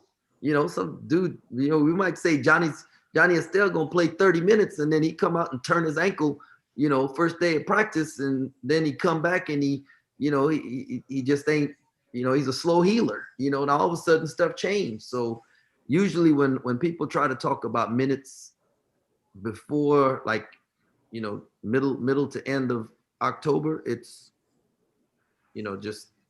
Yeah, I agree with Jerome. What I always did with my staff, and is I always said, who's your starting 5 today? You know, who, and then that week. And you'll be surprised what you recruit sometimes, at least in my program, you think it's going to be the guy, you know, may not be the guys. You know, my whole deal is about giving your team value, giving each guy value and how they can impact winning. You know, talent and chemistry, the chemistry is a huge piece, but, you know, you have to give those guys that do the little things that don't come on the stat sheet sometimes that's not measurable. They have to have value because they're the one that, you know, make the passes. They set the screens. They're the guys that get those other guys open. So for me, you know, it's like value. I mean, it's like Mikael McLean. Mikael was started for us when we played Houston and we beat the national champion. Right, Mikael? Yes, sir. UConn. Yeah, UConn, the national champion. And we had LJ Rose was out, Daniel House was out, JJ Richards was out. Is that true? Yep. But we had a culture and a group of guys that believed that we could win, and we beat the national champion. Well, what was that? Was that the rotation? Well, we had LeRon Barnes, who had, I mean, he hadn't had a off season in 3 years, but he was a great fit for that group. J-Rod Stiggers, who would have been the natural, starter to put in House's place, Alvin and I identified that he was better coming off the bench, and J-Rod had a great game. Is that correct, Mikael? Yeah. So you got to know your team and give each guy value. Chicken had only played in 4 or 5 games. So predetermining who gonna play, how many minutes, who gonna get the shot. Sometimes I get it. You recruit that way. I don't know if you win that way. I think that creates issues within your team. I think cliques. I think guys start, it could create a lot of problems. You have to earn the right to play. That's where I feel. You have to earn the right to play. Once you do those little things, and if it's fair across the board, then it don't matter what you do. You're gonna win some games today. I think the biggest thing is, Fig, is it's a lot of dudes that play well in practice, but when you get in the game and the lights are brighter, they don't play as well as they play in practice. Hey, Alvin, I got the exact opposite of that. We had a kid when I was at South Alabama our last year that he was our 5th best guard in practice, JUCO kid, and a freshman was beating him out who was our 4th best guard, broke his nose. So that kid missed like the next 2 weeks. We're in an exhibition and coach goes, I'm going to give this kid one more chance. Dude scores 18 straight to start the second half, never doesn't start or doesn't lose a starting spot the rest of the season, averages 19 a game for us. Yeah, you got to know your team. That's an example of knowing your team. Going back to what Matthew said though, like your drop off, like when I was at American, like our big guys, like we had a 4 and a 5 man that started that were going to be our starters for us, but after that we had nothing. So in order to get any good, post any good 5-on-5, we had to split them up. So they just didn't get reps together, and so that was hard. Like when we go 5-on-0, they'd be together, obviously. But like if we went 5-on-5 with the backup 4 and 5 men, we didn't get any work out of it. So like that's like the other side of it is like if your drop off's that bad, how do you go about that? Right? Like how do you I think Jerome had a great point where he said he's more worried about who finishes the game. And that's kind of what I focus on. I think we won 21 games last year, and I think we ended the game with a different lineup. Probably, I don't know. I mean, geez. Out of those 21 we won, probably 10 or 15. I couldn't give you the same lineup every time. So it's about finishing it, but it's also about what you emphasize, in your team. If you put such an emphasis on you can start the game with with 5 dead guys if you wanted to, but you got to end the game with winners. Those are the guys that can finish the game, and that's where the most important part is. Right. Well, I guess my question then is like, if you don't have 10 really good players, or if you don't have 10 good players that you feel are going to be able to push each other during practice or whatever, like how, and like I said, like at American, our 4 and 5 men, right? Like those 2 guys that were starters and they were ending the game as well. Like there was such a drop off to the next 4 and 5. So like the only way that those 2 guys could get work against and push each other and get better was you had to split them up. Right. I just think, Tommy, you just got to be creative. When you're lacking depth, then you got to be creative with how you mix your practice plan of when they do go at each other. But you have to guarantee that they're getting reps together because they're going to be on the floor. Like you're saying, they ain't got no backups. So they're going to be on the floor together. So if it comes 5-on-5 time, you got to put them together. And if they demolish the other team, then just build the confidence about demolishing the other team. And that is what it is. But you can't for the competitiveness in practice, not have them together when they're going to be together in the game, and they have to be. Right. Okay. For that, we do like stop, score, stop, or score, stop, score, so that we can put like our top kids together, because we do have that drop off. We're the same way. We have our entire starting lineup back. So we have to be able to, we can't play 5-on-5. It'll be a blowout every single time. So we do like the stop, score, stop. And if that's your goal is to get the stop, score, stop, that counts as 1 point. If your goal is to just score, you have a different goal. So if you have to get the stop, score, stop, you have to get 2 of those. If you have to just score, you have to get 4 points with 2s and 1s counting. And then we can flip it the other way and go score, stop, score. And that's helped it be a little bit more competitive. And then our rotation is based primarily on efficiency scores. So I don't know if you guys have some like efficiency templates that you use. We do, like, we try to do, you know, positives for like steals, deflections, points for made shots, free throws, that kind of thing. Obviously negatives for missing. And then like missed box outs, missed rotations, missed help the helper, missed closeouts, that kind of thing. And then when we get like our top 7 or 8, our starters should be out of that pile. And then our rotation is built around that.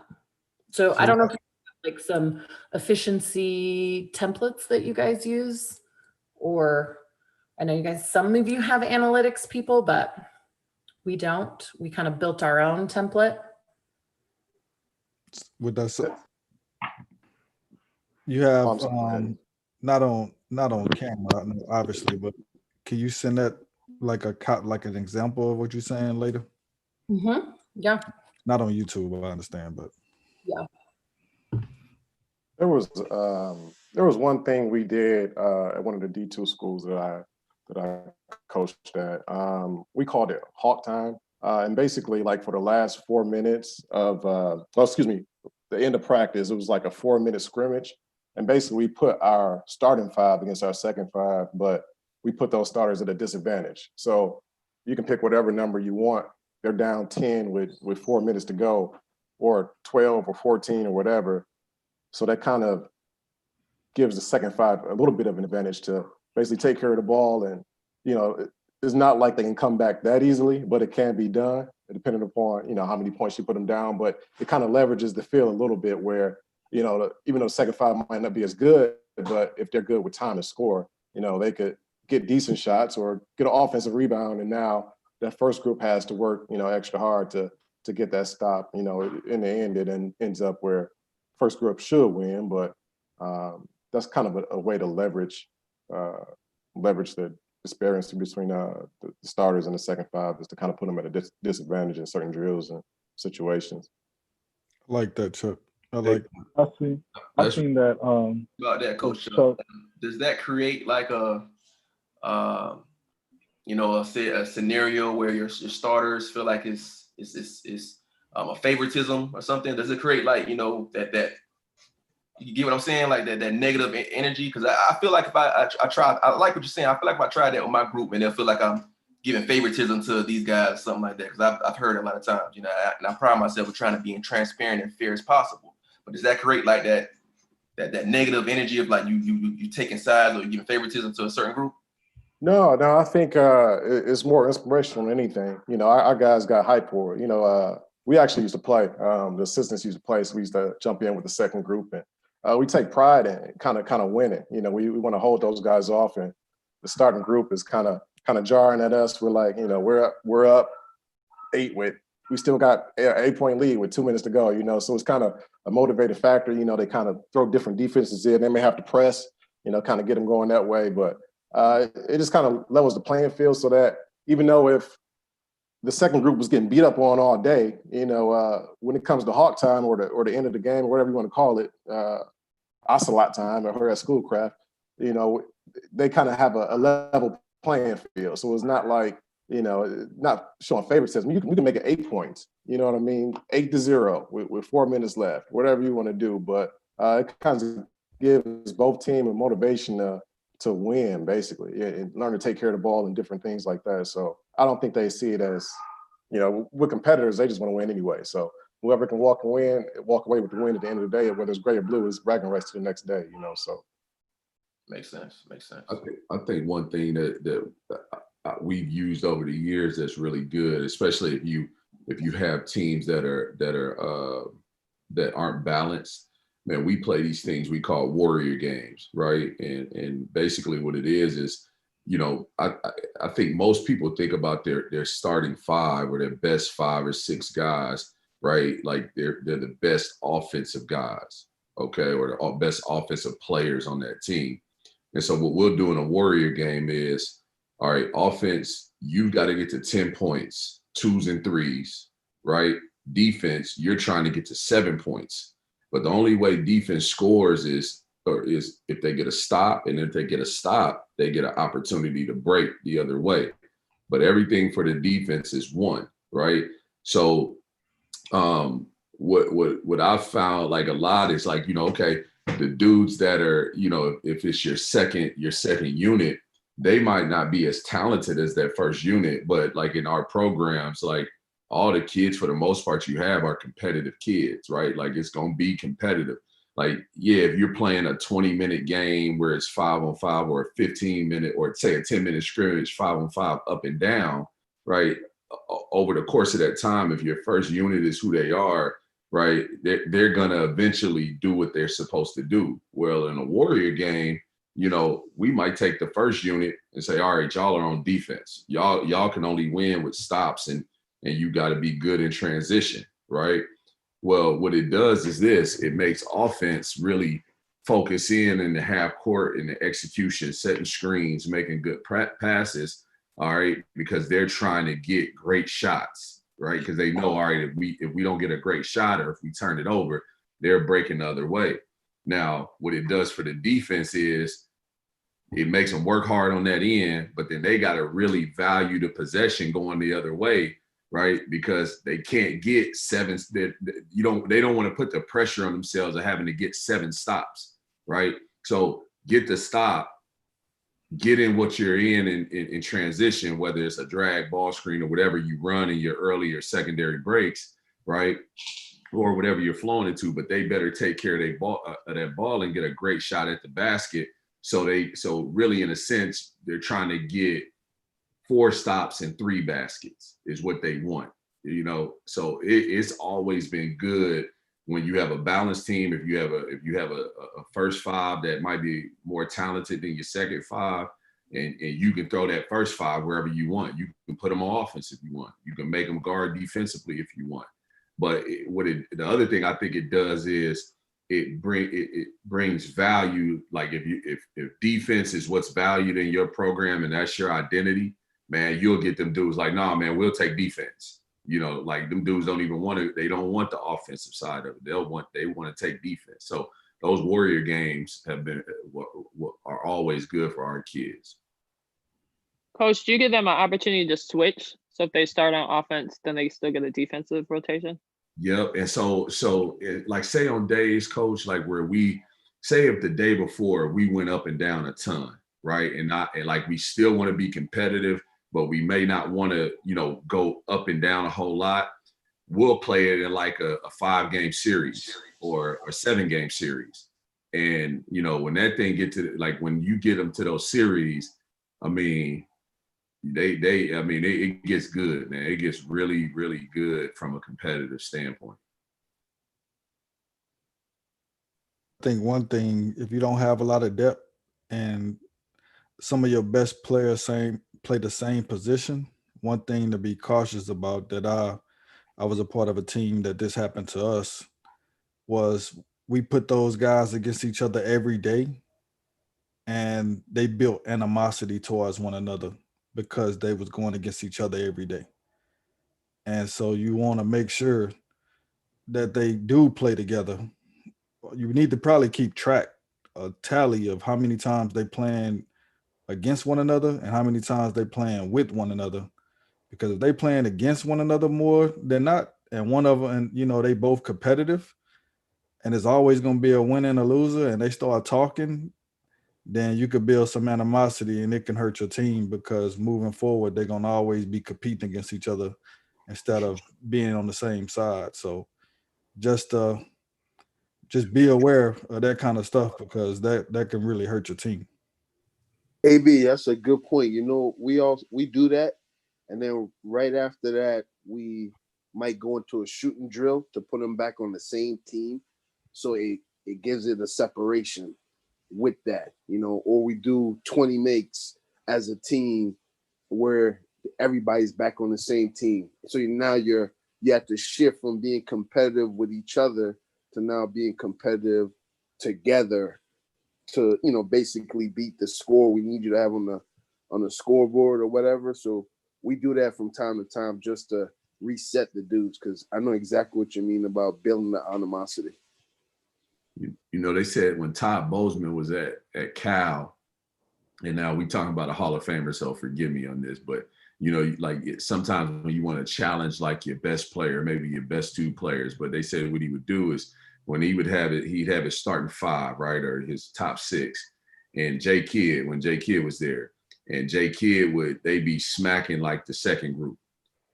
But he would challenge J Kidd by like in the middle of the game, say they playing a 12-minute game, middle of the game, J Kidd's group might be up 12. He flipped J Kidd right to the other team just to see how he was going to respond. And they was like, man, every time like they come back, they win. Or it'd be days he put J Kidd literally like with the group of walk-ons, right? And they said, man, J Kidd would run. They kill whoever they were playing. And I asked him one time like why he did that. He was like, well, one, he wanted everybody to know who Jay was. Like they knew it already, but he needed them to know he was the leader, right? But it not because he was the best player, but because he could make other guys around him better, right? And them other guys would feed off of that. Like I want to try to figure out a way to do that with our group this year. We ain't got no J Kids, but see, you know, from a leadership standpoint, how those dudes respond to that. Even that, Amir, I think one thing how you see how dudes respond, start subbing guys out because of a mistake. Or subbing guys, I'm saying in practice, sub them out for a mistake in practice. Or if a team getting beat bad, call timeout and sub them out.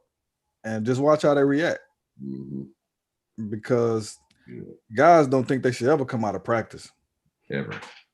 And so now that's how you kind of get a reaction. Then it could be a teaching moment moving forward. So in the games, they used to being subbed out for whatever mistake you're going to pull them out in the game. At least they've already seen it before. I think that's one thing that coaches do.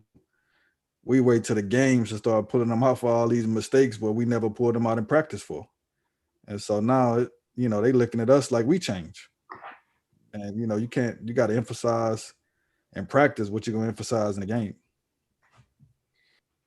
I got a question. It's something that we're struggling with right now. Well, we're on YouTube Live. Huh? We're on YouTube Live. No, I know it ain't nothing bad. But how do you build a rotation with your team and get your team mindset in understanding there's going to be 5 guys on the court? Remember, we had 2 exhibition or 2 scrimmages to where guys can get a sense of a feel of what it's like.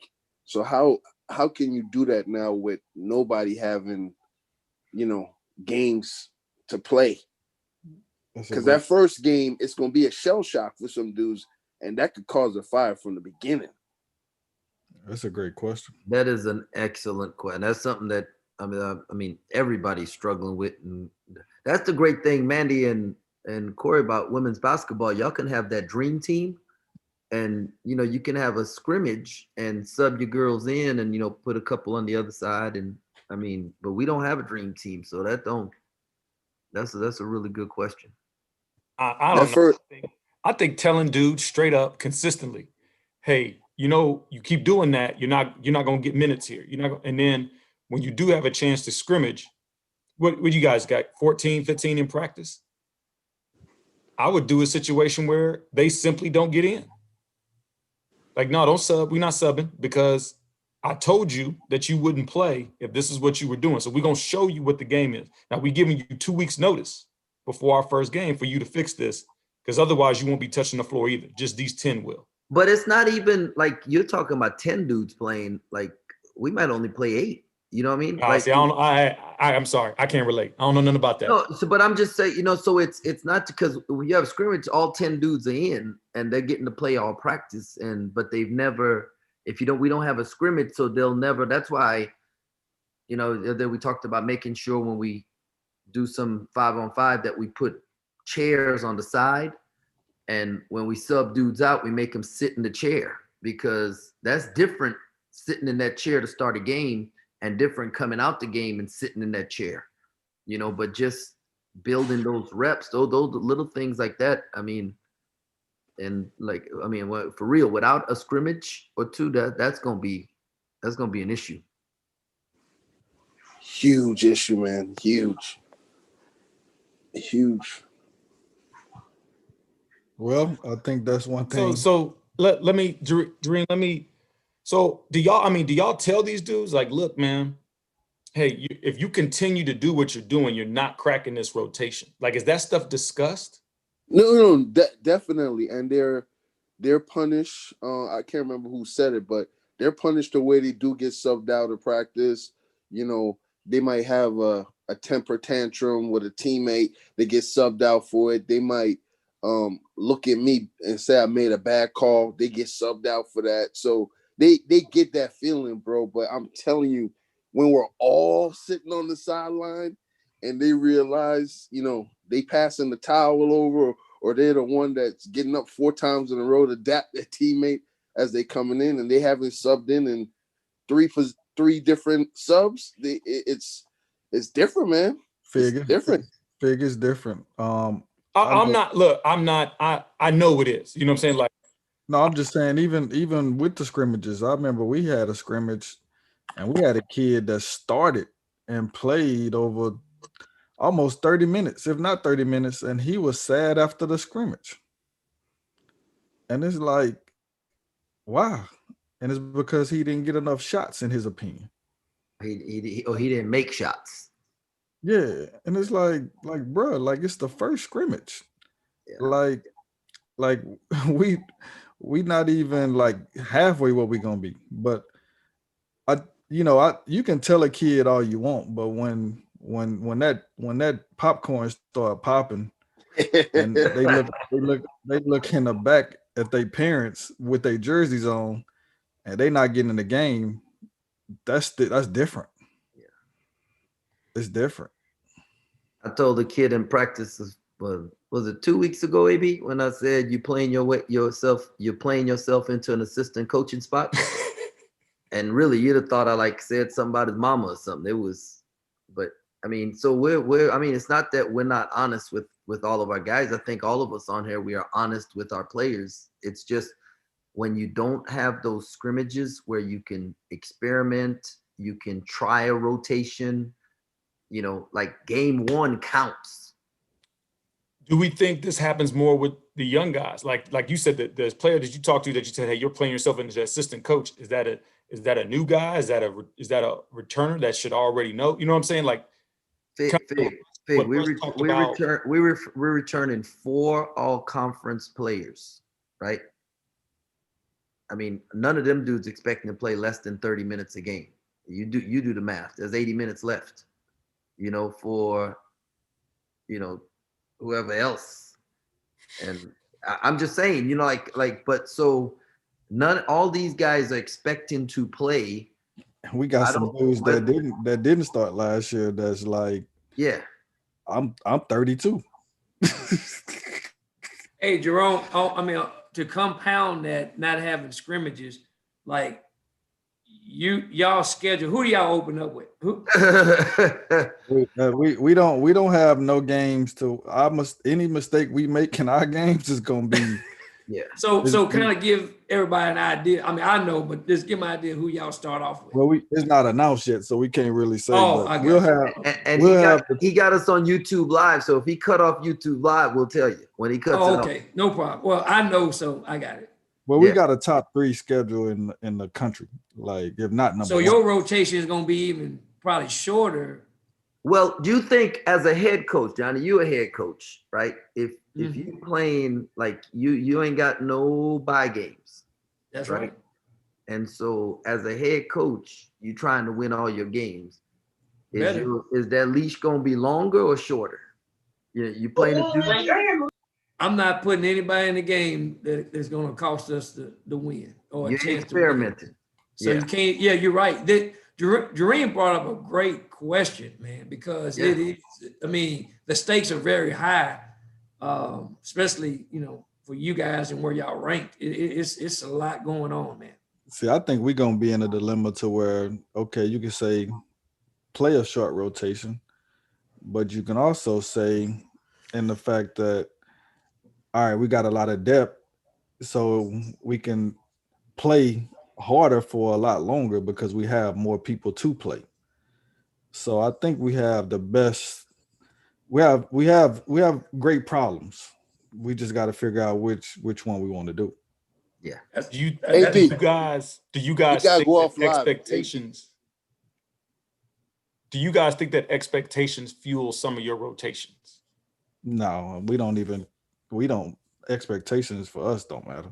Like to be honest, well, for me personally, I can't speak for everybody else. But well, especially with this year, like with the fact that you guys have touched on no scrimmages, very limited pay games, non-conference type stuff. Like you hit the ground running. Well, so far I was joking with Coach Tang about this the other day. But hopefully this holds true for us. But when cameras come into our gym, our guys play at an unbelievable level. Like unbelievable level. So hopefully that continue when the real cameras come out, because this team, them dudes, they when them cameras come out, oh man. Hey, AB, you gotta go off live so I can share two things with you. I can't share them because it's only for the Be Ready family. It's only for the Be Ready family. I shared it with Coach Tang last year. I can share with y'all guys. It's anybody got anything they want to say to YouTube Live? Can I ask a question first? Yeah, I gotta ask a question too. I'm gonna go offline. Coach Tang. Yes. In one of the early Be Ready sessions, I remember we saw a clip and it was late in the game and your team was crashing the offensive glass extremely hard. And you said you guys work on that in practice because it kills so much momentum late in games. And how do you practice that? I've been always wanting to know. You want me to say this now, AB, or what? TJ, you gonna stay on when he cuts us off? I'm on. All right, I'll show YouTube Live one last thing, and then we'll get off. But I want to, and then I'll answer your question. Appreciate it. So this is something that we do. It's called the Free Throw Club. It's Free Throw Club. The bouncer is Coach Tang. Oh man, look at you. Luckily I don't have the which day? This is yesterday.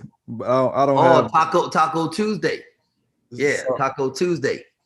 So this is what we do. So after we play 5-on-5 and guys huffing and puffing a little bit, they have partners. And so obviously you have to have, either put a lot more time on the clock if you don't have 6 goals. But if you have 6 goals, then you can have them partner and go to a goal. And it's a coach there where they have to make either 3 out of 4 or 6 out of 8, or they got to run with Coach Tang. And so what happens is while they shooting, Coach Tang, he has a different night. Like today was Wednesday, so it was ladies' night. So while they shooting free throws, everybody want to go to the club, Johnny. Everybody wants to go to the club. We got a VIP room. While they shooting free throws, the music is blasting. Oh, it's ladies' night, and it feels all right. And so this was Taco Tuesday, and I guess some rapper had a new. I know I'm getting old because I'm sure one of y'all youngsters know this song, but it was a Taco Tuesday song. And so while they shooting, you'll see Coach Tang start dancing. Coach Tang right here at half court. Once the music started playing.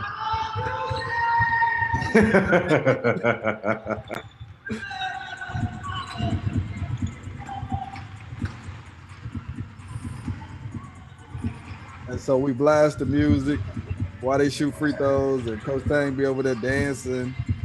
You'll see Coach Tang and have course start dancing. I invite people to the club, Johnny. I tell them we got a VIP room. No, some of them dudes they get membership, lifetime membership. And so they gotta make 6 out of 8 or whatever. And if they don't make it, and so then they go to the sideline. You see, we got a couple already prepared with a basketball. And then once they don't make it, then that group have to run with the basketball while dribbling.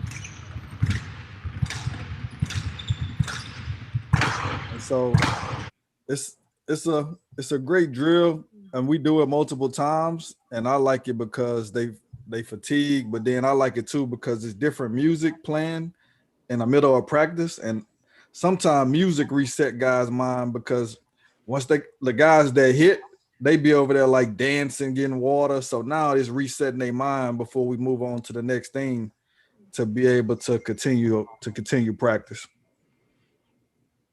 Well, YouTube Live, thank y'all again for watching us, and we'll see you next week.